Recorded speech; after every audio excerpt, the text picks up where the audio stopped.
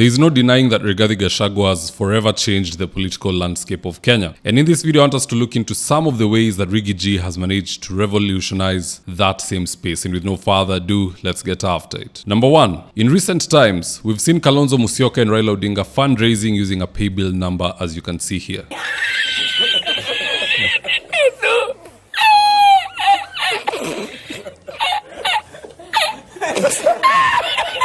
Now Gashagua has changed the game. He is the first politician in Kenyan history to go and do successful fundraising overseas. In fact, from the reports I have, Gashagua has returned to the country with 4.5 billion Kenya shillings. For Ruto and team to raise that same amount of money, they would have to call John Mbadi ili acheze kama yeye. They have to use treasury. Cause nobody who has worked hard for their own money will go and just remove 45 million ya empowerment like Oscar Sudi did. Or they go bring motorbikes and all these things to State House worth almost $500 million. From their own proceeds, never. That is money from treasury, it is our tax, and that's why they can give it without a pinch, all while smiling because it's siyao. It is not their money. But Gashagua is able to do empowerment today if he chooses with money that is not the taxpayers' money. This is from donors. The game is changing. We had Morara Kebaso who was raising money locally, but he fell out of grace for one of two reasons. Now we have Riggy G who is fundraising internationally, because that's where the real money is. And by the way, let me just sound this warning to one of our experts called John Mbadi. These things that people are being told to sign left, right, center. Unaambiwa sign hapa, pesa empowerment inatoka inaenda kwa Kindiki anazunguka akipeana. Ingine inaenda kwa Sudi, ingine Faruk, ingine inaenda State House, ingine inaenda wapi. When it's all said and done,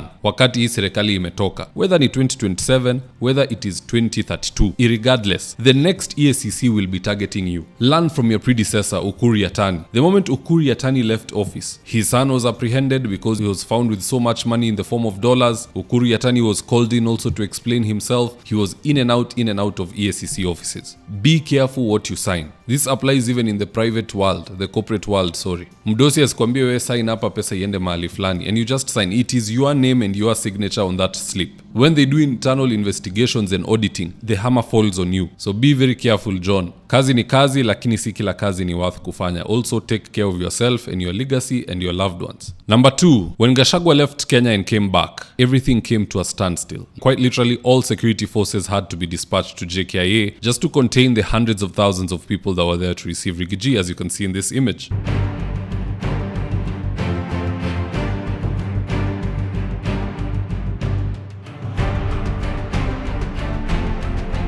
Now guess who wants that same reception? Raila Odinga. The moment Gashagua came back from America, Raila Odinga immediately left the country, and from the reports I'm seeing, his people want to receive him the same way like Gashagua, just so that they can chest thump and say Gashagua is not special. He's a Gwambo overseas with friends and family.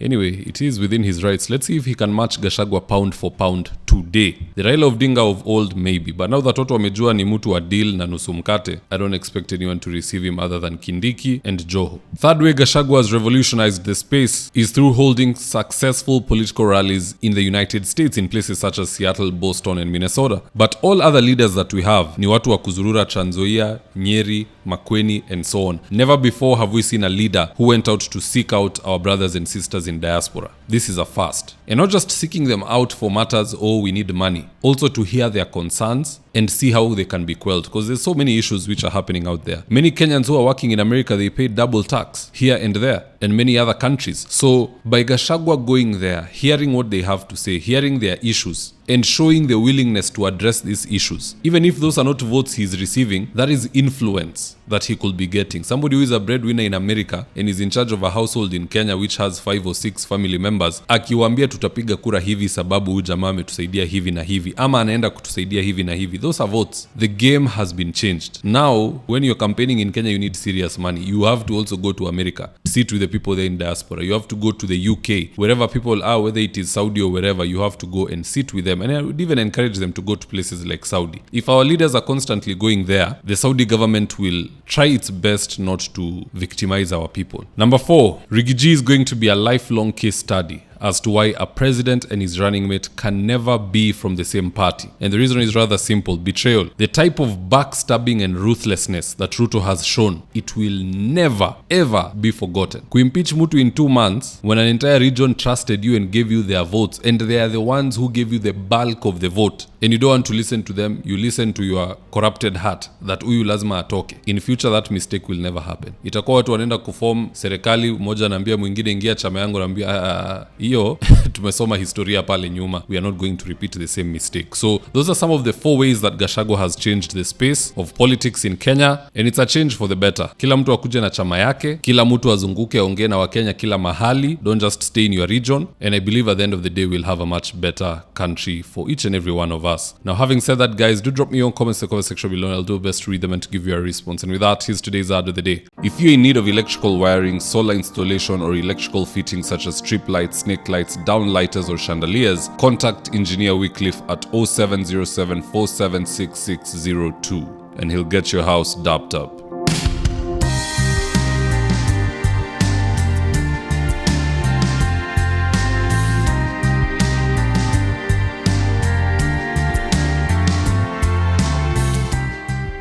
Now, if you're here for the first time, please go on and hit the subscribe button. If you're watching for a different platform, just head on over to YouTube, search for David Wafula. Hit the subscribe button, you're going to be getting a ton of content of this nature. If politics is something you're passionate about, this is definitely the one channel that you really need to subscribe to. Alright guys, adios.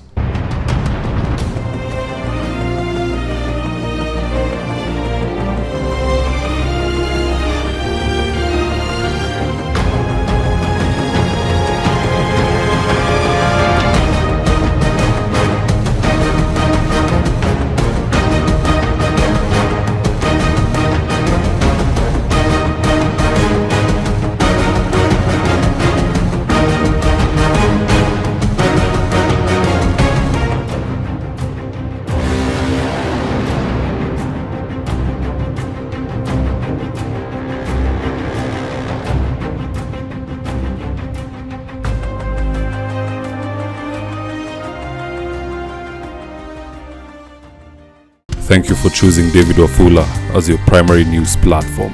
We put countless hours in research, recording, and editing. By showing up each and every day to watch our videos, you encourage us to generate more videos for the viewers. We are on a mission to inform, educate, and build a better tomorrow. To our thousands of followers in a world full of presidents, kings, and queens, you are the real gem. Adios.